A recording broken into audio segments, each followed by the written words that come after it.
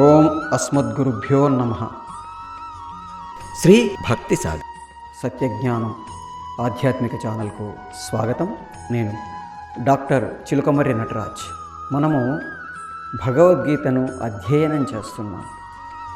దాంట్లో ఉండే విశేషాలు ఏంటి, అది మనకెందుకు ఉపయోగపడుతుంది, దాన్ని ఎలా చదవాలి, ఎలా చూడాలి, ఎలా అధ్యయనం చేయాలి. మామూలుగా పైకి కనపడే అర్థము, విశేషార్థము, అంతరార్థము, ఇలా రకరకాలుగా మనం ఒకదాన్ని చూస్తూ ఉంటాము. సంస్కృత భాషలో ప్రతి అక్షరానికి, ప్రతి పదానికి కొన్ని వేల అర్థాలు ఉంటాయి. మనకు వేదాలలో స్వరాన్ని చిన్న తేడా చేస్తేనే మొత్తం మీనింగ్ మారిపోతుంది అని మనకి కథలు ఉన్నాయి. ఇంద్రశత్రో ఇంద్రుడి శత్రువు వృద్ధి చెందుగాక, లేదా ఇంద్రుడు శత్రువుగా ఉండేవాడు వృద్ధి చెందుగాక మారిపోయింది. అంటే ఒక చిన్న స్వరాన్ని ఇలా మారిస్తే మొత్తం దాని తాలూకు మీనింగే మారిపోతుంది అనేది మనకు సంస్కృత భాషలో ఉండే గొప్ప తత్వం. అది అర్థం కాక వీళ్ళు ఇలా చెప్పారు, వాళ్ళు అలా చెప్పారు అనుకుంటూ ఉంటారు. కొంతమంది ఏమో అది సంస్కృతంలో ఉన్నాయండి, వాళ్ళ భాషలో రాసుకున్నారండి, బ్రాహ్మణులు రాసుకున్నారండి. సంస్కృత భాష బ్రాహ్మణుల భాష కాదు, దేవభాష. ఆ కాలంలో క్రీస్తు పూర్వము 4-5 శతాబ్దాల కంటే ముందు ప్రతి వాళ్ళు సంస్కృతమే మాట్లాడేవాళ్ళు. వాడెవడో వెళ్ళి ఇంగ్లాండ్లో అందరూ ఇంగ్లీష్లోనే మాట్లాడతారండి, ఎంత గొప్ప చదువుకున్నారో అన్నాడట. అట్లా బ్రిటిష్ వాళ్ళ భాష బ్రిటిష్ దేశంలో మాట్లాడకుండా వేరే చోట మాట్లాడరు కదా. సంస్కృత భాష ఆర్యావర్తము మొత్తం మీద పరిఢవిల్లిన భాష. ఒకప్పుడు ఆ భాషతోటే సామాన్యులు కూడా మాట్లాడుకునేవాళ్ళు. దీని మీద చాలా గొప్ప కథలు ఉన్నాయి మనకి. మామోదకై స్థాడయ అని ఒక చిన్న చాటువు లాంటిది కూడా ఉంటుంది. నీళ్లతో నన్ను కొట్టకు అనే ఒక చిన్న దాన్ని ఆయన మోదకాలు తెప్పించి కొట్టాడుట. ఆమె నవ్వింది, నవ్వితే బాధపడి వెళ్ళిపోయి గొప్ప సంస్కృత పండితుడై తిరిగి వచ్చాడు. తిరిగి వచ్చి సంస్కృతంలో కావ్యాలు రాశాడు. అలాంటి చిన్న చిన్న వాటితో మనకి అద్భుతమైన అర్థాలు ఉంటాయి. అలాంటి అర్థాలు, దాన్ని మనం ఎలా చూడాలి, ఇవన్నిటిని మనం ఈ భగవద్గీత అధ్యయనంలో నేర్చుకోవడానికి ప్రయత్నం చేస్తున్నాం. ఎందుకంటే మనకు తెలిసింది చాలా కొంత, తెలుసుకోవాల్సింది కొండ కూడా కాదు, పర్వతం అంత ఉంది.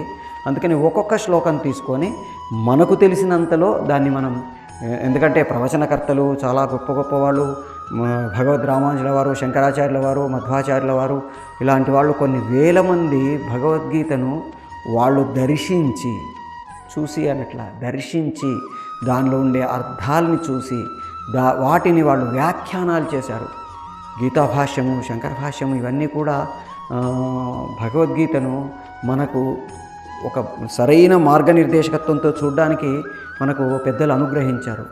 ఆ ప్రాసెస్లో మనం వాళ్ళంతా చేయలేకపోయినా కానీ మనకు తెలిసినంతలో మనం దాన్ని అధ్యయనం చేయడానికి ప్రయత్నం చేస్తున్నాం. దీంట్లో మనం మామూలుగా భారతం ప్రకారం భారత యుద్ధంలో ఆ భగవద్గీత జరిగినప్పుడు బయటికి కనపడే అర్థం ఏంటి, దానికి పెద్దలు చెప్పిన అర్థాలేంటి, దాన్ని ఇప్పుడు మనం మన ప్రజెంట్కి అన్వయించుకుంటే modern personality development, modern thinking process, modern thought process, వీటికి ఈ భగవద్గీత ఎలా ఉపయోగపడుతుంది అనే విషయంలో మనం అధ్యయనం చేయడానికి ప్రయత్నం చేస్తున్నాం.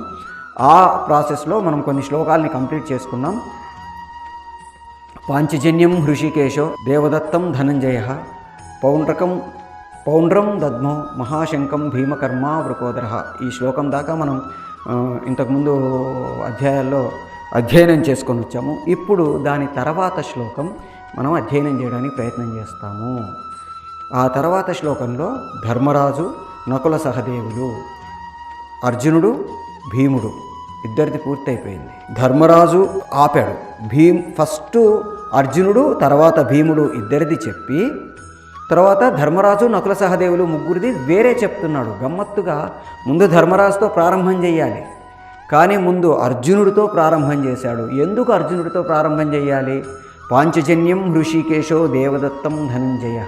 అక్కడ హృషికేశుడు అనే పదం కూడా మనం ఇంతకుముందు ఆ అధ్యాయంలో మాట్లాడుకున్నాం. హృషికేశం అంటే మన ఇంద్రియాలు, వాటికి ఈశుడు, ఇంద్రియాల మీద నిగ్రహం కలిగిన వాడు, అనుగ్రహం కలిగిన వాడు, వాటి మీద ఆధిపత్యం కలిగిన వాడు, వాటిని అదుపులో పెట్టగలిగిన వాడు అయిన హృషికేశుడు భగవానుడు స్వయంగా పాండవుల తరపున మొట్టమొదటి శంఖనాదాన్ని చేశాడు.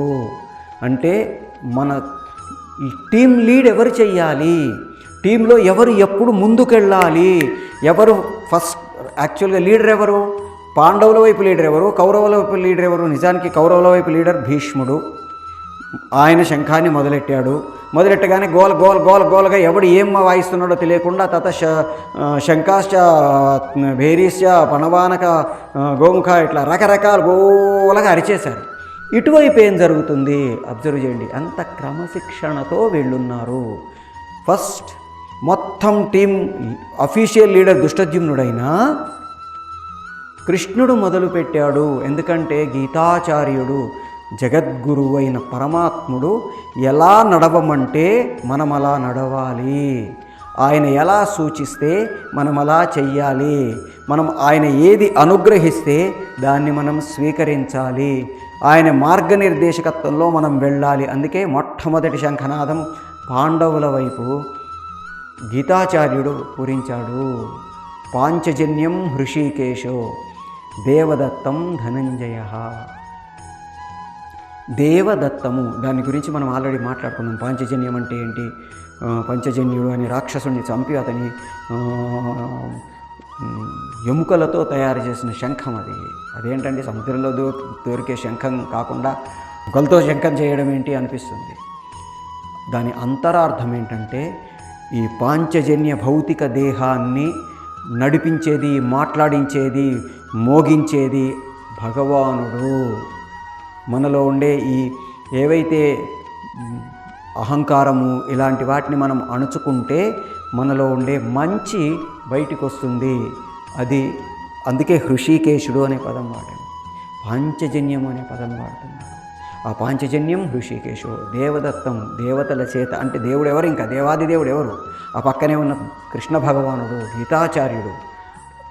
అతని అనుగ్రహం వల్ల అగ్నిదేవుడు స్వయంగా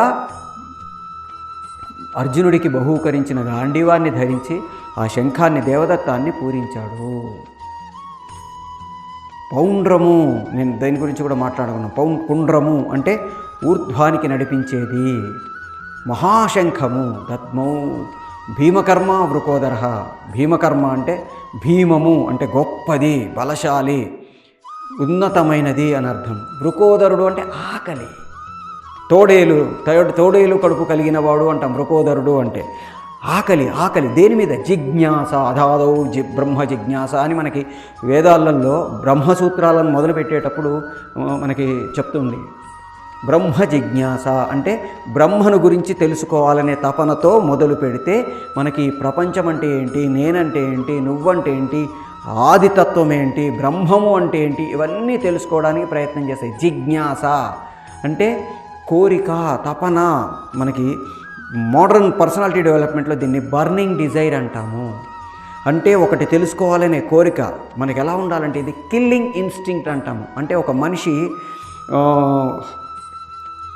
ఒక సైకోపాత్ ఒక మనిషిని చంపాలని నిశ్చయించుకున్న తర్వాత వాడు పడుకోడు, తినడు, మంచినీళ్ళు తాగడు, ఏమీ చెయ్యడు.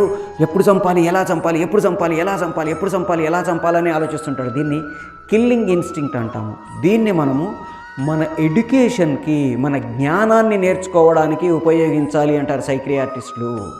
అలాంటి జిజ్ఞాస కలిగిన వాడు భీముడు. వృకోదరుడు అని పిలుస్తున్నారు. భీముడు అని అనొచ్చు కదా, వృకోదరుడు అని ఎందుకు పిలిచారు అంటే ఆకలి, అతనికి ఆ జిజ్ఞాస, తెలుసుకోవాలనే జిజ్ఞాస. మహాశంఖాన్ని పూరించిన ఆ భీముడికి పౌండ్రము అంటే పైకి ఎదగాలి, పై జ్ఞానాన్ని నేర్చుకోవాలనే తపన ఉండాలి అనేది మనకు అక్కడ తెలియజేస్తుంది. సో అంత తపన, ఆ ఉత్సాహము, నేర్చుకోవాలనే కోరిక ఉంటే మనం విజయాన్ని సాధిస్తాము అనేది మనకి భగవద్గీత నేర్పిస్తుంది. ఆ తర్వాత గమ్మత్తు అయిన శ్లోకం ఉంటుంది. గమ్మత్తు అని ఎందుకంటున్నామంటే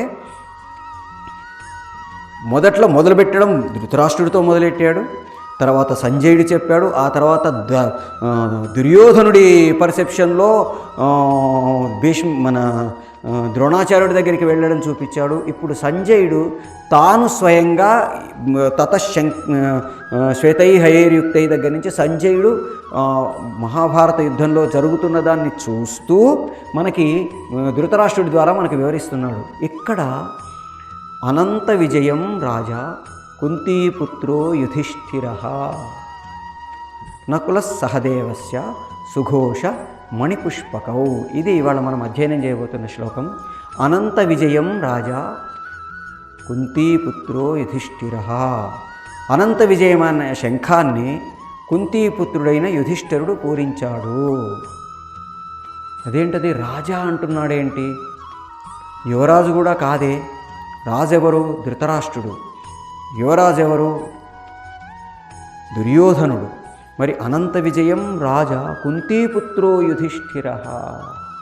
అదేంటండి రాజా అని ఎందుకు పలుకుతున్నాడు సంజయుడు?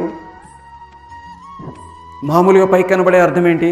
అనంత విజయం అనే శంఖాన్ని అక్కడ ధర్మరాజు పూరించాడు, యుధిష్ఠిరుడు, కుంతీపుత్రుడైన యుధిష్ఠిరుడు పూరించాడు.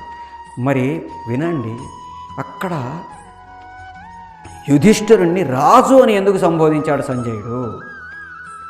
ధర్మక్షేత్రమైన కురుక్షేత్రంలో యుద్ధం తర్వాత కాబోయే మహారాజు అతనే అని సంజయుడు నిశ్చయం చేసేసుకున్నాడు. కుంతీపుత్రుడైన యుధిష్ఠిరుడు రాజైన వాడు అనంత విజయం అనే శంఖాన్ని పూరించాడు అని చెప్పేశాడు. అదేంటండి రాజు కాదు కదా, ధృతరాష్ట్రుడు అడగాలిగా, అడగలేదు. అంటే ఆ ప్రాసెస్లో వాళ్ళందరూ వాళ్ళని వాళ్ళు మరిచిపోయి ఆ భగవానుడు ఎలా నడిపిస్తుంటే అలా నడిచేదే భగవద్గీత. మనం ఇంతకుముందే మాట్లాడుకున్నట్టు సంజయుడితోటి వ్యాస భగవానుడు అంటే సాక్షాత్తు కృష్ణుడి అవతారంగా, విష్ణుమూర్తి అవతారంగా మనము భావిస్తాము. వేదాలని చతుర్వేదాలుగా విభజించి అష్టాదశ పురాణాలని మనకు అందించిన గొప్ప మేధావి వ్యాసుడు. ఆ వ్యాసుడు సంజయుడికి ఇచ్చిన జ్ఞానాన్ని అనుసరించి సంజయుడు వాళ్ళకే ప్రతి పలుకు భగవంతుడు పలికించినవి, వ్యాస భగవానుడి ద్వారా భగవంతుడు పలికించినవి. అందుకే ముందే చెప్పేశాడు, రాజా కుంతీపుత్రో యుధిష్ఠిరః. రాజైన కుంతీపుత్రుడైన యుధిష్ఠిరుడు. ఇప్పుడు మనం మోడర్న్గా ఆలోచిస్తే యుధిష్ఠిరుడు అంటే స్థిరమైన చిత్తము కలవాడు, యుద్ధమందు స్థిరముగా ఉండేవాడు, అంటే వెనుకంజ వెయ్యనివాడు, ముందుకు వెళ్ళడం తప్ప వెనుతిరగనివాడు. యుద్ధమునందు స్థిరుడు. యుధిష్ఠిరుడు అంటే ఒక వర్క్ తీసుకున్న తర్వాత స్థిరంగా కాన్సన్ట్రేట్తో ముందుకు వెళ్ళేవాడు అనంత విజయాన్ని రాజుగా పొందుతాడు. ఇది మనకి భగవద్గీత చెప్తుంది. మోడర్న్ పర్సనాలిటీ డెవలప్మెంట్ ప్రాసెస్లో ఎనలైజ్ చేస్తే నువ్వెప్పుడు కింగ్ అవుతావు, నువ్వే వర్క్ చేస్తున్నావో ఆ వర్క్లో స్థిరంగా కాన్సన్ట్రేట్ చేసి వేరే వైపుకు చూడకుండా దాని మీదనే దృష్టి పెట్టి స్థిరంగా పనిచేస్తే నువ్వు రాజు అయ్యి అనంత విజయాన్ని సాధిస్తావు. ఏదో శంఖం పేర్లు పెట్టుకోవచ్చు కదండి. అనంత విజయం అంటే ఎండ్లెస్ విక్టరీ. ఎవరికి సొంతమవుతుంది? యుధిష్ఠిరః.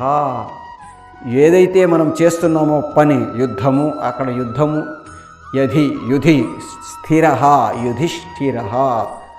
యుద్ధములో స్థిరముగా ఉండేవాడు యుధిష్ఠిరుడు. వెనుతిరగనివాడు, పక్కకు చూడనివాడు, ముందుకై దూసుకెళ్ళేవాడు అయిన యుధిష్ఠిరుడు రాజవుతున్నాడు, అనంత విజయాన్ని పొందుతాడు. ఇది మనకి ఈ ప్రాంతంలో భగవద్గీత మనకు నేర్పుతున్న పాయింట్. మనం ఏదైతే వర్క్ చేస్తున్నామో టేక్ ఇట్ యాజ్ వార్. ఒక యుద్ధంలాగా, యుద్ధ ప్రాతిపదికన చేశారు అంటారు. ఆ పనిని వాళ్ళు యుద్ధ ప్రాతిపదికన చేశారంటే యుద్ధ ప్రాతిపదికన అంటే యుద్ధంలో there is no second thought. వేరే ఆలోచనలు ఏవీ లేకుండా ముందుకు దూసుకుపోవడమే యుద్ధంలో చేయాల్సిన పని. ఎందుకంటే శత్రువు ఎక్కడి నుంచి ఎప్పుడు ఎలా వస్తాడో తెలియదు, వాడేం చేస్తాడో తెలియదు. మనం సర్వసన్నద్ధంగా ఉండి అన్నీ రెడీగా లేకపోతే ఎవడు ముందు అటాక్ చేస్తే వాడిది ఒక చెయ్యి పైనుండే అవకాశం ఉంటుంది. అయితే దాన్ని ఎదుర్కోవడానికి నేను సంసిద్ధుడిగా ఉంటే వాడి అటాక్ని, వాడి దాడిని నేను సమర్థవంతంగా తిప్పికొట్టి ప్రతిదాడి చెయ్యగలిగితే, ఇక్కడ దాడి అంటే యుద్ధం చేయమని, భగవద్గీత యుద్ధం చేయమని ప్రోత్సహిస్తుందండి, హింసను ప్రేరేపిస్తుందండి అని చాలామంది మూర్ఖంగా ఆలోచిస్తారు. భగవద్గీత డూ యువర్ డ్యూటీ అని చెప్తుందండి. ప్రతిదీ యుద్ధమే. మనం పుట్టుక యుద్ధం, పెరగడం యుద్ధం, చావు యుద్ధం, పని యుద్ధం, అన్నీ యుద్ధమే. మనం పుట్టిన దగ్గర నుంచి చనిపోయేంత వరకు మనం తీసుకునే ప్రతి శ్వాస, ప్రతి ఊపిరి, ప్రతి నడక, ప్రతి చూపు, ప్రతి మాట అన్నీ మనం ఈ ప్రకృతితో యుద్ధం చేస్తూ, ఈ ప్రకృతితో మమేకమవుతూ, ఈ ప్రకృతిలో కలిసిపోతూ చివరికి ప్రకృతిలో కలుస్తాము. మనం పుట్టగానే ఊపిరి తీసుకోలేకపోతాము. ఎందుకు ఏడుస్తాడండి శిశువు? ఈ లోకంలోకి వచ్చి యుద్ధం చెయ్యాలి. తల్లి గర్భంలో నుంచి బయటికి రావడానికి ఒక యుద్ధం చేయాలి, బయటకు వచ్చిన తర్వాత బ్రతకడానికి ఒక యుద్ధం చేయాలి. మనము ప్రతి క్షణం నెక్స్ట్ క్షణం బతకడం కోసం యుద్ధం చేస్తూనే ఉండాలి. దాన్ని గురించి భగవద్గీత మనకు నేర్పుతుంది. మనం చేసే ప్రతి యుద్ధం స్థిరంగా, ఏకాగ్రతతో, దృఢచిత్తంతో చెయ్యాలి. అప్పుడే మనకు అనంత విజయాలు చేకూరుతాయి. రాజు అంటే ఏదో సింహాసనం మీద కూర్చునేవాడు అని కాదు. రాజు అంటే దాన్ని సాధించి అందరికీ పంచేవాడు. రాజు అంటే చంద్రుడు అనే అర్థం ఉంటుంది. రాజు అంటే భూమి అన్న చాలా రకాల అర్థాలు ఉంటాయి. సంస్కృతంలో రాజు శబ్దానికి బోల్డ్ అన్న అర్థాలు ఉంటాయి. ఆ రాజు అంటే జయించినవాడు, రాజ్యము కలిగినవాడు. అంటే రాజ్యము అంటే ఒక ప్లేస్ ఉండి దాంట్లో కొంతమంది ఉండేవాళ్ళు మన కప్పం కడుతూ ఉంటే కాదు. మనం గెలుపుకు అవసరమైన ఏవైతే వనరులను సాధించుకోగలుగుతామో అప్పుడు మనం రాజులం అవుతాము, అనంత విజయాల్ని పొందుతాము. అది మనకు అనంత విజయం. రాజా కుంతీపుత్రో యుధిష్ఠిరః అనే ఒక శ్లోక పాదం ద్వారా మనకి భగవద్గీత నేర్పిస్తుంది. తర్వాత నకుల సహదేవస్య సుఘోష మణిపుష్పకౌ.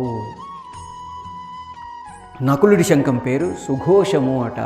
సుఘోషము, ఘోష అంటే మాట, మనం పలికే పలుకులు.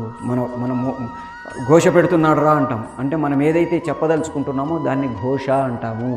సుఘోషము, మంచి మాట, మంచి పలుకు. ఎప్పుడైతే మంచి మాట పలుకుతామో, మంచి పని చేస్తామో, మంచిగా ప్రవర్తిస్తామో మనం విజయాన్ని సాధిస్తాము. అక్కడ ఆ శంఖం పేరు సుఘోషము అని పెట్టడానికి కారణం ఏంటంటే, మనము మంచి పని చేస్తే, మంచి మాట్లాడితే, మంచి వైపు నడిస్తే మనము విజయాన్ని సాధిస్తాము అని నకులుడి ద్వారా మనకు భగవద్గీత తెలియజేస్తుంది. మణిపుష్పకము. మణిపుష్పకము అనేది సహదేవుడి శంఖం పేరు. మామూలుగా అయితే మణిపుష్పకాన్ని, సుఘోషాన్ని నకుల సహదేవులు పూరించారు అని అర్థం చేసుకుంటాం. బట్ సహదేవుడు అంటే దాదాపుగా దేవుడితో సమానంగా ఉండేవాడు, అతనికి అద్భుతమైన జ్ఞానం ఉంది అని మనకి భారతం చెప్తుంది. పాండవుల 5గురిలో సహదేవుడు దివ్యమైన ఆలోచనలు కలిగినవాడు, దాదాపుగా భగవంతుడికి ఇష్టమైనవాడు. 5గురు భగవంతుడికి ఇష్టమే. ఒక్కొక్కళ్ళకు ఒక్కొక్క లక్షణాలని భగవంతుడిచ్చాడు. ఒకళ్ళకి జిజ్ఞాస ఇచ్చాడు, ఒకళ్ళకి ఆలోచన వివేకాన్ని ఇచ్చాడు, ఇంకొకళ్ళకు ముందుకు దూసుకుపోయే తత్వాన్ని ఇచ్చాడు, ఒకళ్ళకు మంచి మాట చెప్పే తత్వాన్ని ఇచ్చాడు, ఒకళ్ళకు మంచి నడవడికని అందజేశాడు. పుష్పము అంటే మెత్తనైంది, మణి అంటే కరుకైంది, గొప్పది కరుకైంది అయినటువంటి పుష్పము మణిపుష్పకము అంటున్నాం. పుష్పం అంటే సుకుమారమైంది, మణి అంటే గట్టిది. ఒక మనస్సులో మనము రెండిటినీ కలిగి ఉండాలి. మనం మృదు స్వభావాన్ని కలిగి ఉండాలి, అవసరమైతే దృఢచిత్తాన్ని కలిగి ఉండాలి. మంచి చేయాలన్నప్పుడు అవసరమైతే దాన్ని కోపాన్ని ప్రదర్శించగలగాలి, లేని చోట సున్నితంగా ఉండగలగాలి, చెడుని స్వీకరించగలగాలి, మంచిని స్వీకరించగలగాలి, సద్విమర్శను స్వీకరించగలగాలి, అవసరమైతే దాన్ని తిప్పికొట్టేంత కరుకుదనాన్ని ప్రదర్శించగలగాలి. అప్పుడే మనం విజయాల తీరాల వైపు చేరుతాము. ఇది మనకు మణిపుష్పకం అనే శంఖ ధ్వానం ద్వారా భగవద్గీత తెలియజేస్తుంది. సుఘోషము అంటే మంచి మాట, మణిపుష్పకము అంటే మంచి చెడు రెండిటిని సమాన దృష్టితో చూసే ప్రాసెస్లో అవసరమైనప్పుడు సుకుమారంగా ఉండడం, అవసరమైనప్పుడు కఠినంగా ఉండడం, ఈ రెండింటిని మనం చెయ్యాలి. ఒక ప్రాజెక్ట్ కంప్లీట్ చేసే ప్రాసెస్లో కొన్నిసార్లు సాఫ్ట్గా ఉండాల్సి వస్తుంది, కొన్నిసార్లు హార్ష్గా ఉండాల్సి వస్తుంది. ఆ మణిపుష్పకము అంటే పుష్పంలాగా సుకుమారంగా ఉండాలి, మణిలాగా కఠినంగా ఉండాలి. రెండింటినీ కలిపి ఒక మనిషి తాను ముందుకు సాగితే, శంఖధ్వానం చేయగలిగితే, అంటే వర్క్ కంప్లీట్ చేస్తూ వెళితే అతడు విజయ తీరాలకు చేరుతాడు, విజయాన్ని సాధిస్తాడు, అనంత విజయాల్ని చేకూర్చుకుంటాడు. అంటే మన ప్రాజెక్ట్ సక్సెస్ అవుతుంది. సుఘోషము, మణిపుష్పకము తర్వాత అనంత విజయాన్ని సాధించడానికి ఉపయోగపడతాయి. ఇవి ఈ శ్లోకంలో భగవద్గీత మనకు అంతరార్థంగా తెలియజేస్తుంది. పర్సనాలిటీ డెవలప్మెంట్ అంటున్నాం. అందుకే భగవద్గీత మనకి పర్సనాలిటీ డెవలప్మెంట్కి అద్భుతమైన మందండి. ప్రపంచంలో ఎన్నో వేల గ్రంథాలు ఉన్నాయి, కోట్ల గ్రంథాలు ఉన్నాయి, కొన్ని లక్షల కోట్ల గ్రంథాలు ఉన్నాయి. అవన్నీ కూడా మనకి పర్టికులర్గా ఫిలాసఫీ బోధించే పుస్తకాలన్నీ కూడా భగవంతుడిని నమ్ము, భగవంతుడిని నమ్మితేనే నీకు దారి, భగవంతుడిని నమ్మకపోతే నీకు దారి లేదు అని చెప్తుంది. కేవలం భగవద్గీత మాత్రమే నిన్ను నువ్వు నమ్ము, నీ డ్యూటీ నువ్వు చెయ్యి, దాని తాలూకు ఫలితాన్ని నాకు వదిలేయి, నేను నీ వెనక ఉంటాను. భగవంతుడిని నమ్మొద్దని చెప్పట్లేదండి భగవద్గీత. నాస్తికులకు భగవద్గీత ఉపయోగపడుతుంది, ఆస్తికులకు భగవద్గీత ఉపయోగపడుతుంది, దేవుడు ఉన్నాడన్నవాడికి ఉపయోగపడుతుంది, లేడన్నవాడికి ఉపయోగపడుతుంది. మామూలుగా ఒక పర్సనాలిటీ డెవలప్మెంట్ క్లాస్గా తీసుకో, ఉపయోగపడుతుంది. భగవద్ విషయంలో ఆధ్యాత్మికంగా తీసుకో, ఉపయోగపడుతుంది. దర్శనం విషయంలో తీసుకో, ఉపయోగపడుతుంది. అది భగవద్గీత యొక్క గొప్పతనము. ఒక వజ్రం ఎటువైపు నుంచి చూసినా ఎంత వెలుగునిస్తుందో అట్లాగే భగవద్గీత ఏ కోణంలో నుంచి చూసినా మనకు దాంట్లో బోలెడన్ని కనపడతాయి. సముద్రంలోకి వెళితే చేపలు పట్టుకొని బయటకు వచ్చేవాడు చేపలు పట్టుకొని బయటకు వస్తాడు. ఇంకా లోపలికి వెళ్ళి శంఖాలు, కైచిప్పలు పట్టుకునేవాడు వాటిని పట్టుకొని వస్తాడు. ఇంకా లోపలికి వెళ్ళి ముత్యాలు, వజ్రాలు, సముద్ర గర్భంలో ఉండే ఎన్నో గొప్ప విలువైన వాటిని తీసుకుని వచ్చాడు, వాటిని తెచ్చుకుంటాడు. ఆ సముద్ర గర్భంలో ఉండే నాచులో ఉండే గొప్ప గొప్ప మూలికల్ని తీసుకొని వచ్చి వాడుకునేవాడు, వాడుకుంటాడు. అట్లాగే ఒక అడవిలోకి వెళ్తే అడవిలో ఉండే ఆకులు వలబులు తెచ్చుకొని తినేవాడు, పండు పొలాలు తెచ్చుకొని తినేవాడు ఉంటాడు. వాటితో పాటు అత్యద్భుతం ఔషధులను తెచ్చుకునేవాడు ఉంటాడు. అరణ్య గర్భంలో ఉండే ఖనిజాలను తీసుకునేవాళ్ళు ఉంటారు. అట్లాగే భగవద్గీత అనేది ఒక గొప్ప సముద్రం లాంటిది, ఒక గొప్ప వనం లాంటిది. దాంట్లో మనం లోపలికి వెళ్ళి శోధించగలిగితే మనం దాన్ని సంపాదించుకునే అంతులేని విషయాలు అందులో ఉంటాయి. వాటన్నిటిని మనం నెమ్మదిగా ఒక్కొక్కటి అధ్యయనం చేసుకుంటూ వెళ్ళడానికి ప్రయత్నం చేద్దాం. జై శ్రీమన్నారాయణ.